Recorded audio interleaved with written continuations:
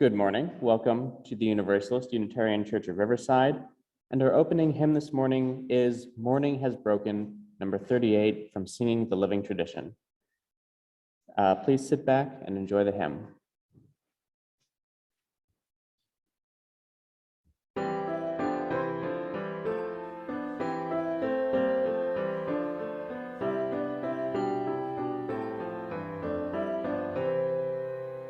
Morning has broken like the first morning, blackbird has spoken like the first bird. Praise for the singing, praise for the morning, praise for them springing fresh from the word. Sweet the rains do fall, solid from heaven, like the first dew fall on the first grass. Praise for the sweetness of the wet garden, sung in completeness where God's sea pass. Mine is the sunlight, mine is the morning, born of the one light, evening's soft play. Praise with elation, praise every morning, God's recreation of the new day.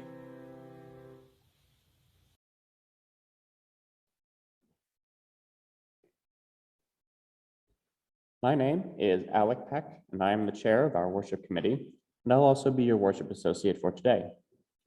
We welcome you to join us this morning with an open mind and an open heart, and with muted electronic devices, please.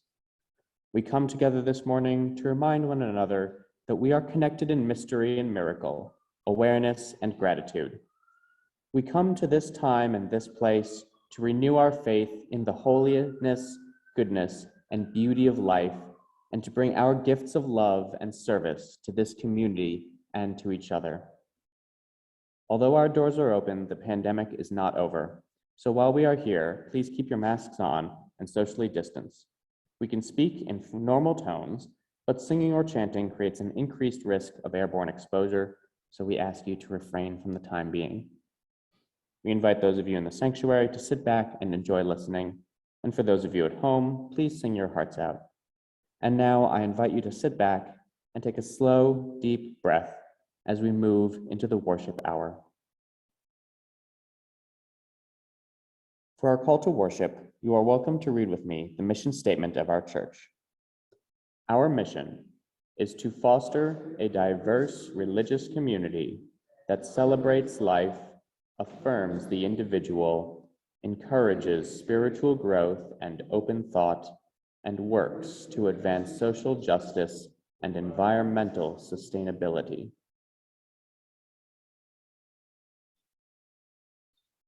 Our speaker today is UUCR member Avery Burrows. Avery was born in Long Beach in 1951 and grew up in Seal Beach and Long Beach. He has traveled considerably and is a student of earth-based traditions and is deeply involved with social justice issues. He has been a longtime member of UUCR and volunteers his time as our groundskeeper, working with the homeless, maintaining our community garden, and in any capacity where he can assist. He has been a member of our social and environmental justice committee for over 10 years. Over the years, he has chaired our maintenance committee and social events committee and served as secretary of the Green Sanctuary Committee. He is honored to serve on the board of trustees as a general member.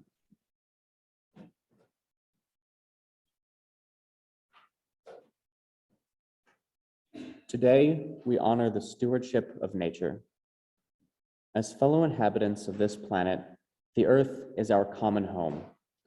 We are temporary residents of this amazing world and partake in its gifts and resources during our stay. What kind of guests should we be? What condition will we leave behind for future residents?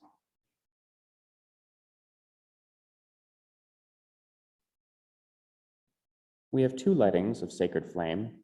The first is the occupied Indigenous Peoples Remembrance Candle, and the second is the lighting of our chalice, the symbols of our faith. We walk upon the traditional territories of diverse and sovereign people, the original people of this land, who continue to cry out for justice and self-determination. This spot we occupy was first the sacred space of several groups of indigenous peoples, including the Kuya, the Copeño, and the Serrano. We, the Universalist Unitarian Church of Riverside, light this sacred flame as the stewards of this sacred and holy place.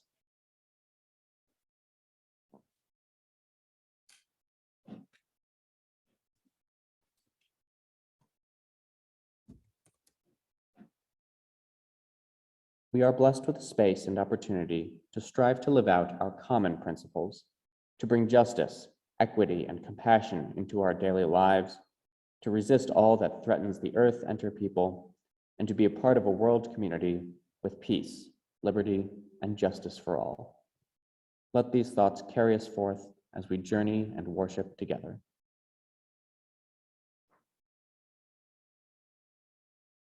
Today's reading of the chalice is Flame of Fire by Leslie Pohl Kosbau. Flame of fire, spark of the universe, that warmed our ancestral hearth, agent of life and death, symbol of truth and freedom, we strive to understand ourselves and our earthly home.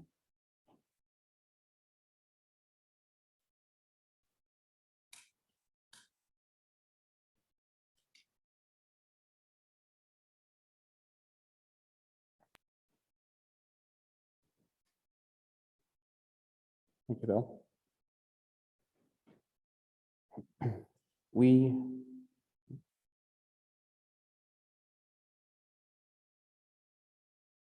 I think the Zoom needs to share. Adam, you need to share the screen. We have a tradition here at UUCR to welcome those who are visitors or perhaps returning after some time away. We know it can be uncomfortable to stand and speak in front of others, and so I'm going to ask for a volunteer from someone who's been here a while to tell us their name and how they found out about the church. We ask you to step close to the mic that we have here at the podium and speak directly into it and clearly so that everybody can hear. Do we have a visitor being on? Thank you.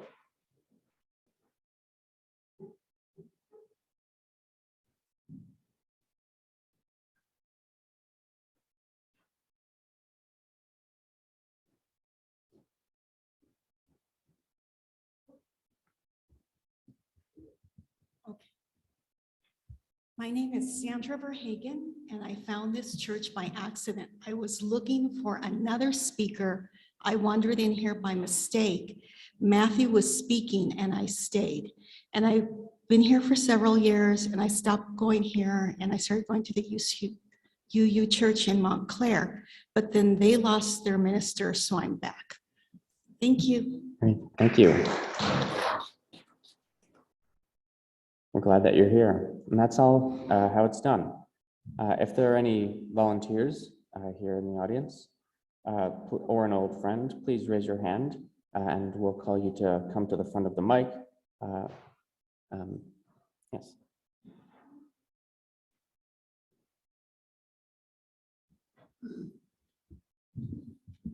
Yeah, my name is Donald Macleod. They call me Donnie because that was named after my grandfather. My grandma couldn't figure out which one she was calling, so she said, "Your name's Donnie." So, but I volunteer with all the churches I go to in every city I visit. I also know Pastor Gabriel that used to be in Montclair across from the bowling alley. He moved to Oregon. Him and his wife's mother got sick, so they moved up there. He's still up there. And I also frequent all the churches. I'm a home church in Pomona, Pastor Eddie, the Center of Hope, the Dream Center. That's where I got married once. I'm divorced now, and I'm back out here, and I've met this gentleman a couple of times, and I'm homeless, and he helps me, and I help him. I love this man, and I'm glad to be here today.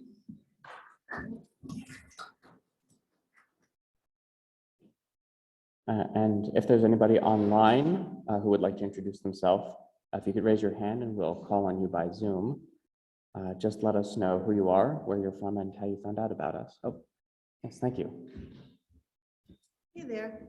My name's Jenny O'Haver. My friends call me Jen.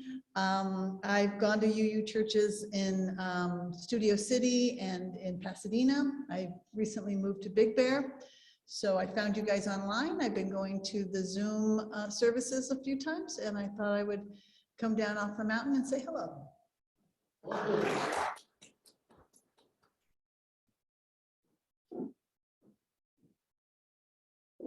Thank you. For any other new guests, please join us for socializing and coffee hour after the service. We'd love to chat with you and speak out in the parish hall, but for COVID times, we'll be asking to try to, if we're going to be eating, try to stand outside since it's now a little bit warmer, fortunately this morning. And out in the parish hall, you'll also find our visitors book, where you can leave your name before you leave so that we'll know you're here. And you can also leave your contact information if you'd like to know about upcoming events. For those online, the best way to be added to the mailing list is to email the church office at admin@uuchurchofriverside.org.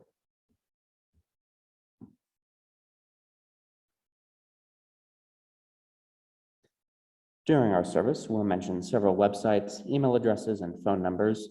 And at the end of the service, we'll leave a slide up with that information, which is also available on our website, so you don't need to jot it down as I'm speaking.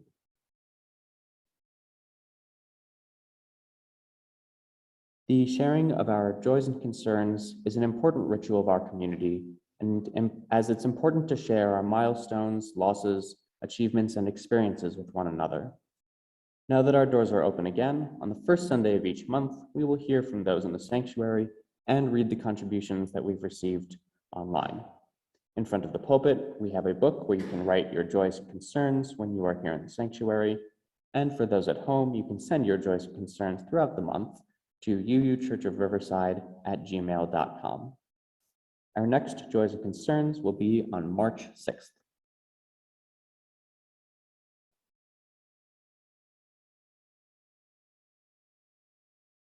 March 19th we'll have the return of our dinner series, continuing with the St. Patrick's Day themed meal. Tickets will be going on sale this week and are pre-sale only.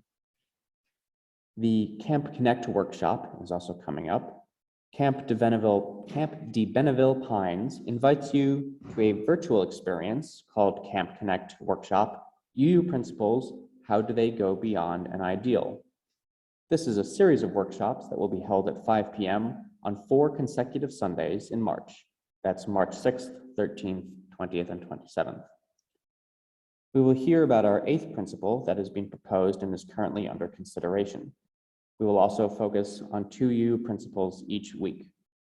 Workshops are presented by Zoom and are facilitated by our camp dean and professional facilitator, Amy Brunel. UUCR will be streaming the service at the church if you wish to share the experience with fellow congregation attendees.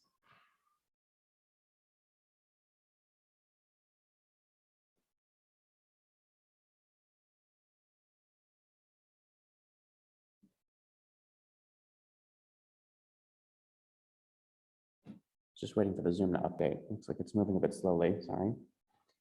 Our annual pledge drive is also beginning this month. This is an important function as our church's budget for the fiscal year of 2022 to 2023 is being planned and approved by the board. As part of our pledge drive, a wine and cheese event will be held on March 5th at 5 p.m. in the parish hall. Members and friends are invited. Looks good now, Adam, thanks.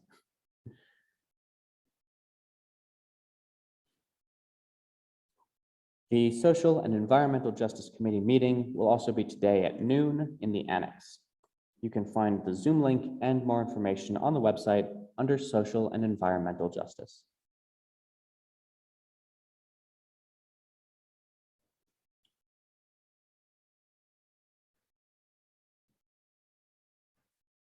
And our hymn now is Blue Boat Home, number 1064 from Singing the Journey.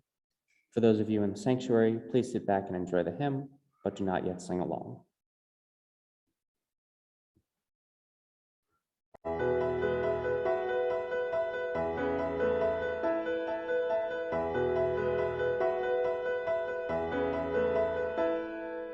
Oh,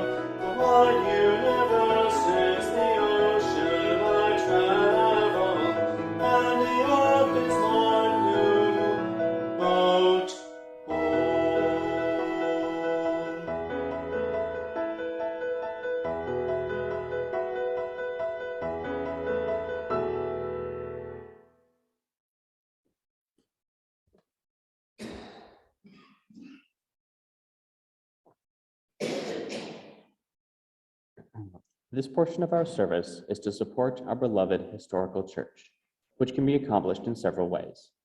In addition to the weekly collection, you may send your checks to the church address, which is shown here behind me. You may contribute by PayPal using the QR code, which is on the church website and also in the newsletter. Stater Brothers Market gives our church a rebate on Stater's grocery cards, which we will have in the church each Sunday. You get the full value on the card, and the church also gets a percentage for free. Amazon cards with a similar deal are also available. Please donate as the Spirit moves you by whatever means work best for you. Thank you for your generosity, and for those who give your time and your talent, thank you for your generous care and attention. Will our ushers now please come forward to receive the collection?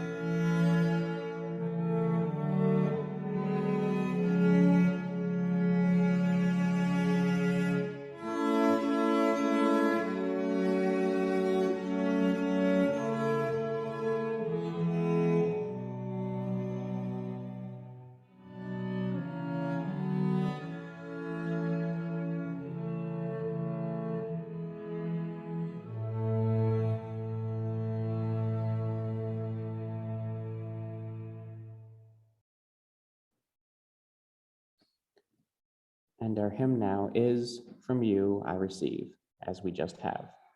Please sit back quietly and enjoy.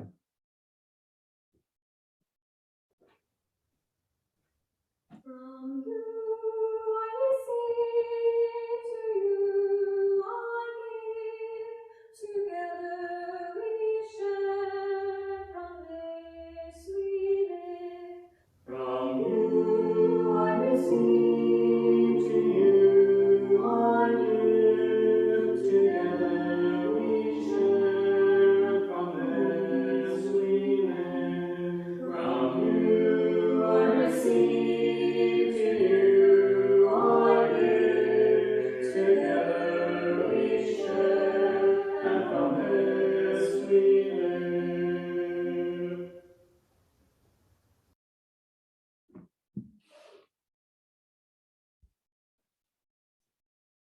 Our meditation today is a composite from Singing the Living Tradition, number 480. Let us open our minds and hearts to the place of quiet, to the silence of prayer for the healing of pain, and the soft, gentle coming of love. Now let us pause for a moment of silence.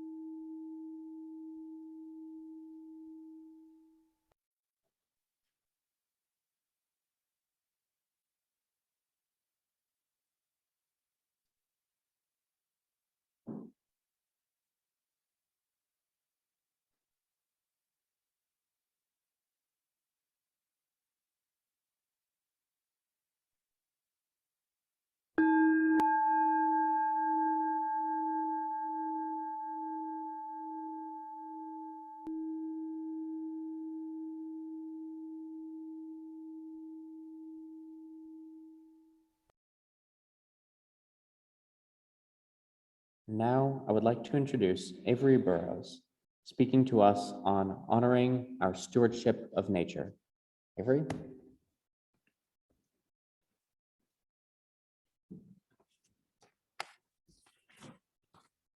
Good morning. I didn't quite hear you. Good morning.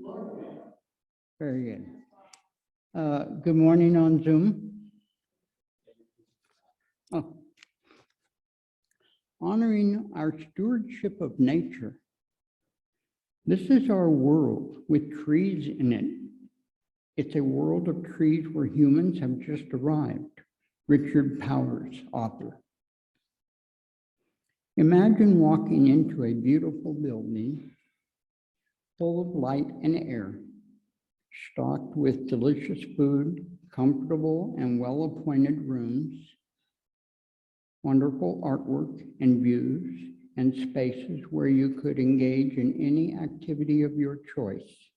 Imagine staying there for an extended visit, say a month or two, to enjoy it in any way you choose. The only condition is that you are responsible for maintaining the building during your stay. You need to clean the rooms after you use them. Make sure you don't damage any of the objects. And you need to throw out the trash. Your visit will be evaluated by the next guest.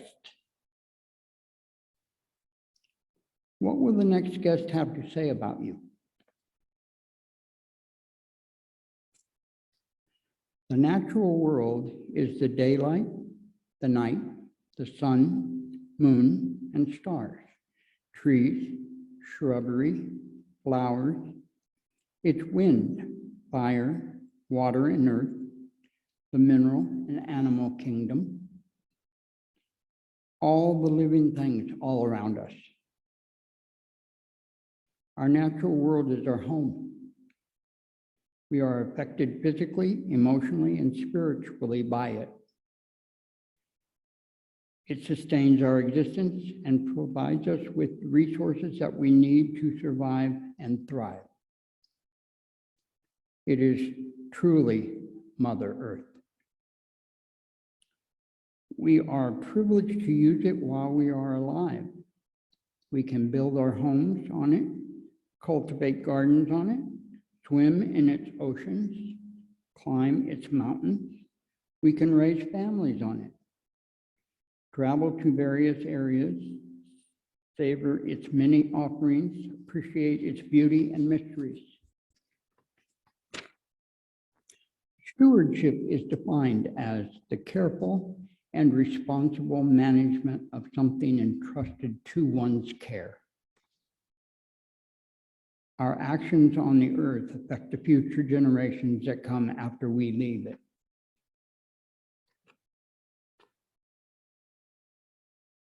There is a seventh generation principle taught by Native Americans that states that in every decision, be it personal, social, or political, we must consider how it will affect our descendants 7 generations into the future.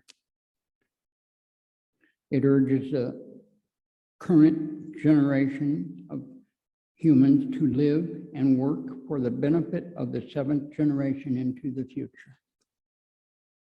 The 7th generation principle is based on an ancient Iroquois philosophy that the decisions we make today should result in a sustainable world 7 generations into the future. It is believed to have originated in the Iroquois Great Law of Peace around the 1400s, which holds it appropriate to think 7 generations ahead,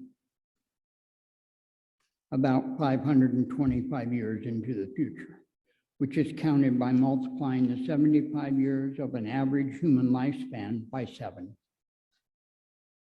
And decide whether the decisions that make today would benefit their children 7 generations into the future.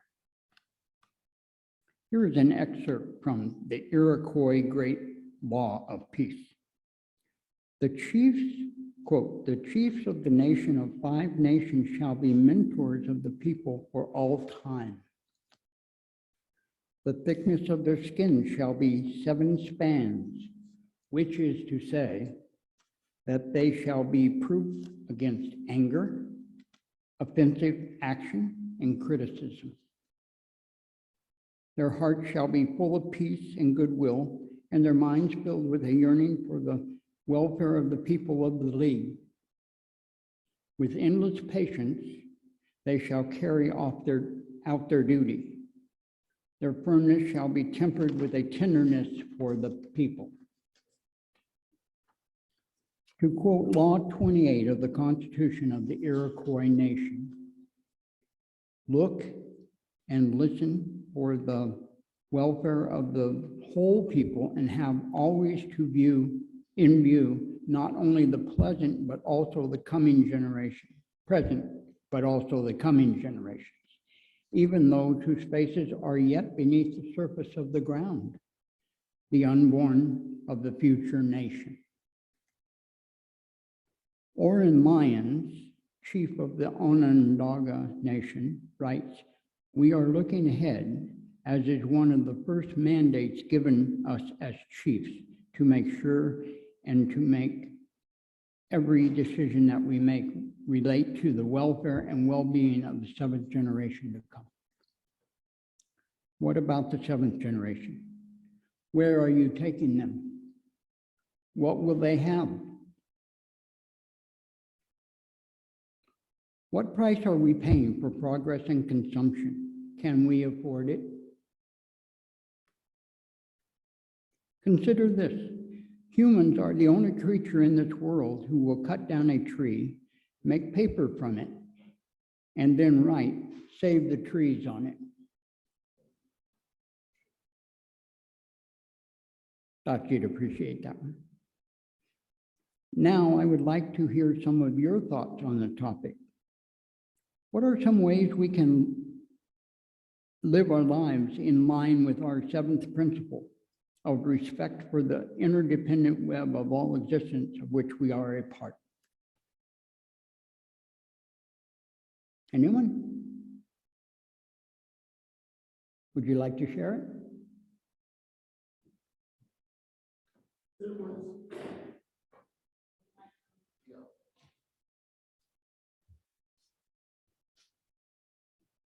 Just a story that I had heard, and I hope to heck I am wrong on this, but I fear I am not. At one point, the Peruvian fishing fleet set forth for, as they often do, for anchovy. World supply leaders out there. Miles of nets, 88 vessels, big boats, really big boats. They set forth on a particular day, spread their miles long, miles wide nets. Nothing. They had sonar to catch. They kept pinging, nothing. If we think it can't happen, we're merely telling ourselves the stories that we want to hear. And anchovy feeds sardines, sardines feed mackerel, mackerel feed tuna. In parts of the country, such as the West Coast, we now have squid that stand sometimes taller than I do. That's because the tuna are no longer there to eat their eggs the way they used to. This web, it's not a static thing, and it's not a tree. It's a web, and it's pulsating by the hour.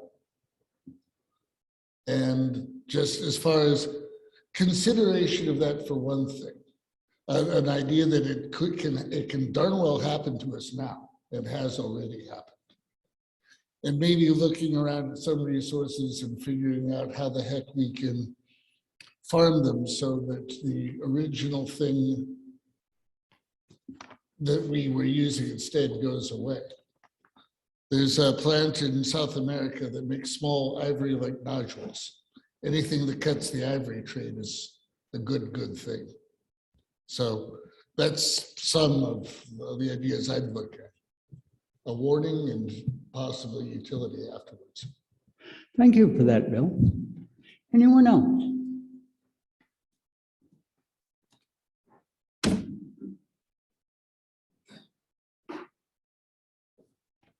I can't believe I'm getting this opportunity. But they're in a city in California that I don't visit, that I don't know where all the mental health resources are and resources are for people living in the streets like myself. And a lot of the people in the streets, I know just about every one of them in every city I go to in California, but those that don't know me, that fear me, because I may seem a little awkward out there. For those that don't have churches, just let them know. You can come in to me at any hour in the street, any hour, any time, any night for safety and an address to behavioral health clinics where they can get meds, their SSDI and everything else going if they need it to get themselves out of the street and out of the communities that they're so desperately clinging on to life in. And just when you know and you see me at night in the middle of the night and you see me clean up trash, I hate trash. I hate how it looks out there. I clean up trash. And last night in Colton, I did the same thing I did here. I cleaned up trash in front of 3 churches, park benches. I was stuck down there. I missed the last bus coming home all the way here. And I walked halfway here before I watched the bus drive by me, the one 2:15. I ended up walking the rest of the way here. So I walked from there. I left there about 3:30 this morning walking. But just to let you know, I'm not crazy. I do take psych meds. I take them I take them as needed, which is hardly ever. But when I get real stressed out and I need sleep or I need a little focus in the morning, I take my psych meds, and I take Xarelto every day. I've been taking this little tiny pill for 7 years. I got a blood clot in my left leg that has never went away. They told me when I was diagnosed with back in 2014 when I left set free because I had to go to the hospital. They told me in 3 years I didn't get the surgery they wanted to give me, I'd be dead in 3 years. Well, guess what? I didn't want to take that 50-50 chance. It's 7 years later, I still have the blood clot, and this little tiny pill saves my life. So I take that every morning, and I just went all the way to San Bernardino and got my pills because I had to leave set free. I left here last Sunday. I left set free Thursday because my probation over there I had to report to, and I couldn't get her on the phone to answer, so I had to go leave the program again to go check in to make sure I didn't get violated in my probation. But just so you know, my name is Donnie. Real name is Donald Macleod. I grew up in Ontario in Pomona. I went to elementary school in Ontario, and I went to junior high in Ontario, and I didn't graduate from Easter High, but I dropped out in 10th grade. Thank you for that. Thank you.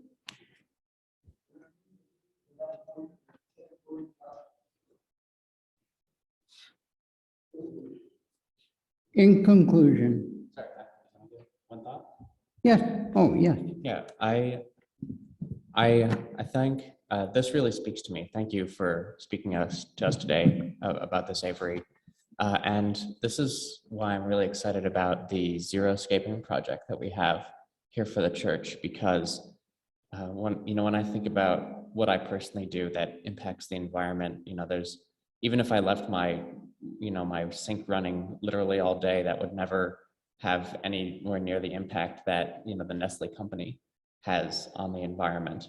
And likewise, even if I never turn my tap on, that would also make just as little of a difference.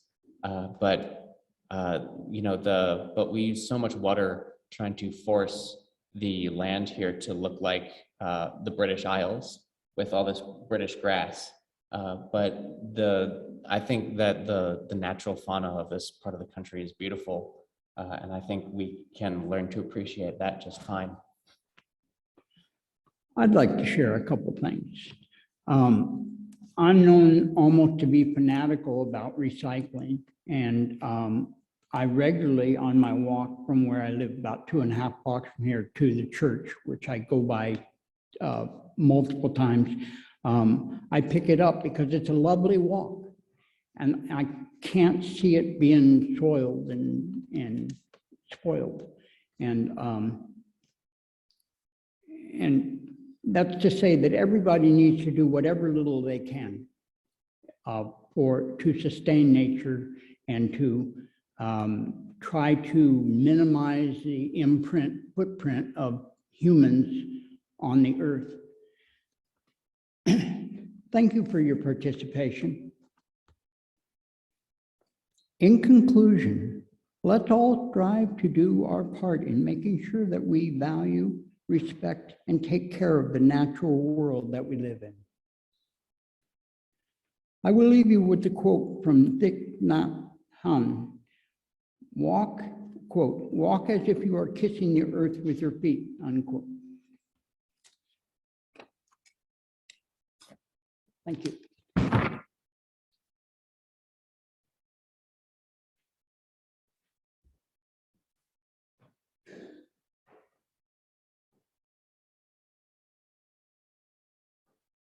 Thank you again, Avery.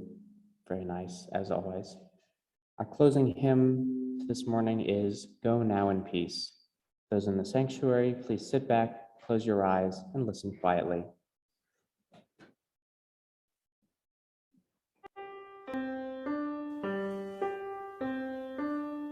Go now in peace, go now in peace. May the spirit of love surround you everywhere, everywhere you may go. Go now in peace, go now in peace. May the spirit of love surround you everywhere, everywhere. Spirit may go surround you. Go now in peace, go now in peace. May the spirit of love surround you everywhere, everywhere. Spirit may go surround you. Go now in peace, go now in peace. May the spirit of love surround you everywhere, everywhere. Spirit may go surround you. May the spirit of love surround you everywhere, everywhere you may go.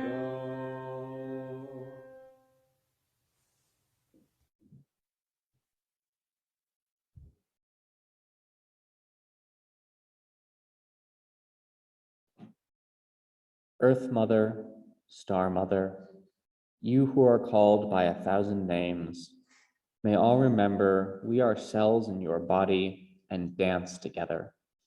You are the grain and the loaf that sustains us each day. You are as patient with our struggles to learn, so shall we be patient with ourselves and each other. We are radiant light and sacred darkness, the balance. You are the embrace that hardens and the freedom beyond fear. Within you we are born, we grow, live, and die. You bring us around the circle to rebirth. Within us you dance forever. Namaste. Amen. And blessed be.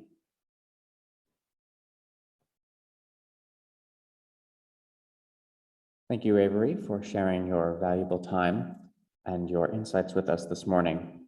We sincerely appreciate you and look forward to seeing you again.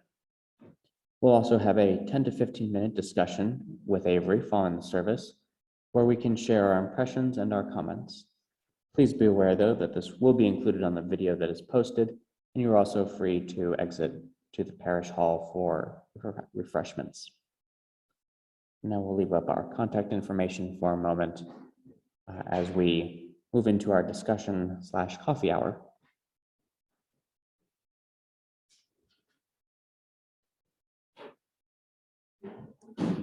I said Avery would be here, but it looks like he had to step out. But I will be happy to listen to anyone's comments if you'd like to share any of your thoughts in the service. Yeah, could you step up to the mic if you don't mind? I have a question for you. You Yes. mentioned Nestle, and I wondered what you felt could be done about that, because that's right in Arrowhead, right?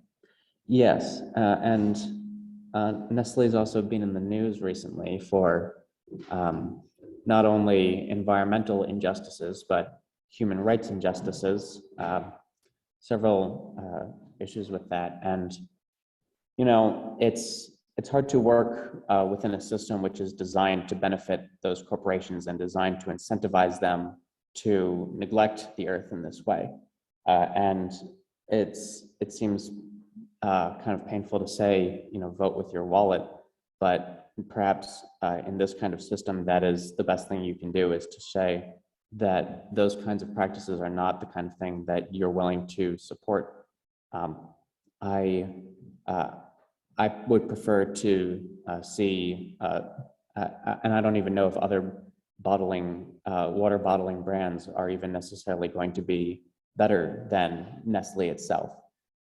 It seems rather fundamentally improper to try to fence off water as a resource that you should be selling, where 70% water seems like it's probably the closest thing you can get to a fundamental right to have access to as possible, other than oxygen, for which you can only last a few minutes. But hey, water is perhaps the second most important chemical then to us in the universe. So I don't know if you and I can solve that issue alone. And in fact, it would be daunting and foolish to think that we could alone overcome Nestle. There has to be some kind of systematic change.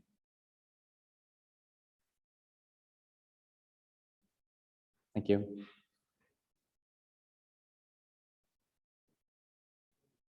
Yes, Bill. Offshoot of what I was.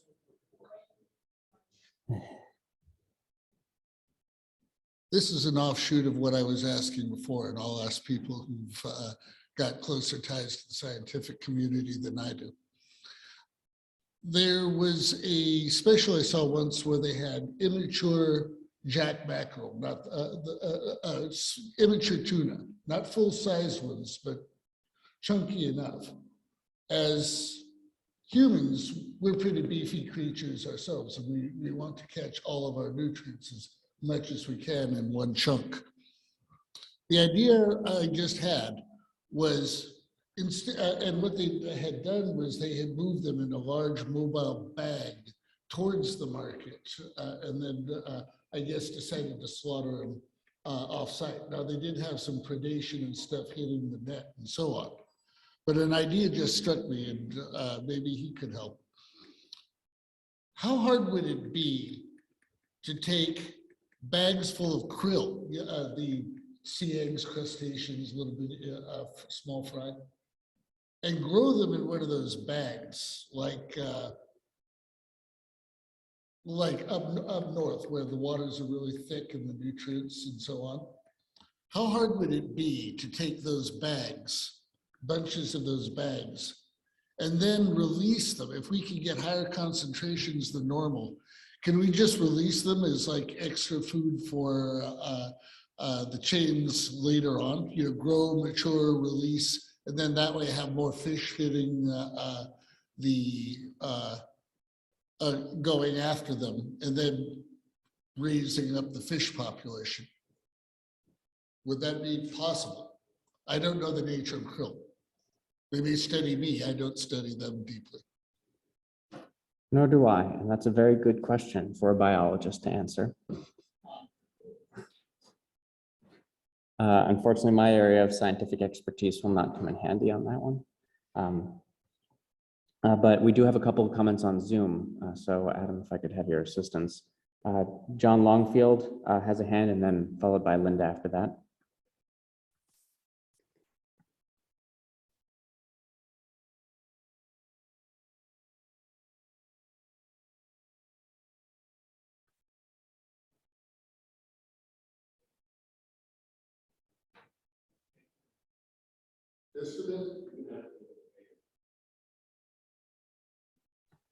I will start over.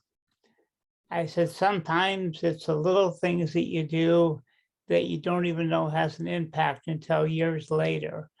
I can still remember how Dave Mowry chaired Green Sanctuary. and what influence that had on my daughter, Sarah. It convinced her to major in environmental studies in college.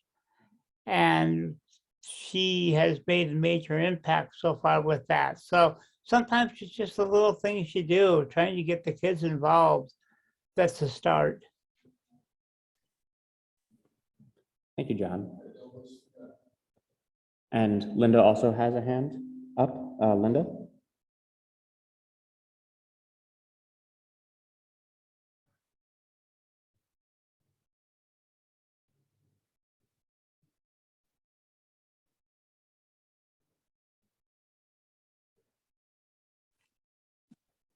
Yes, so this is Lee, not Linda. Oh, sorry. No, no worries.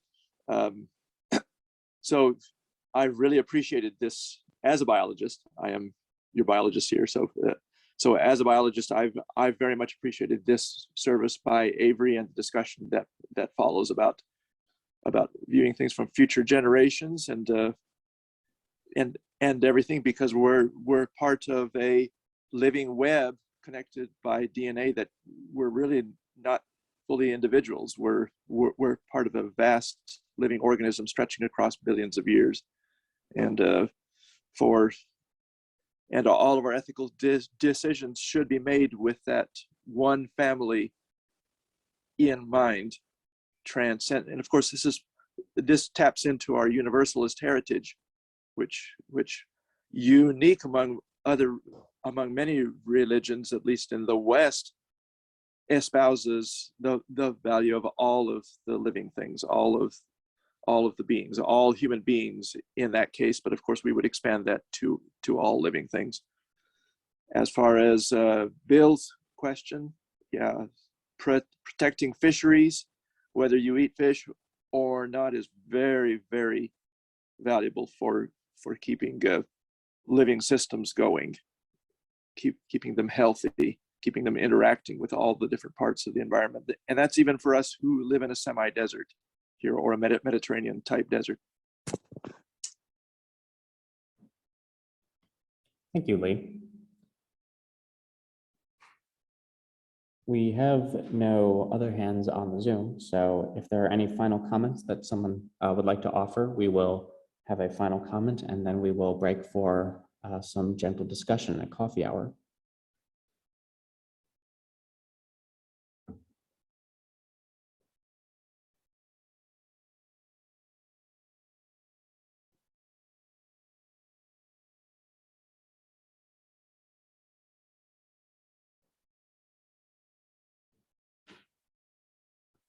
In that case, thank you all for being here. And remember, we are, of course, all faithful to the soil in the end. Thank you for being here today.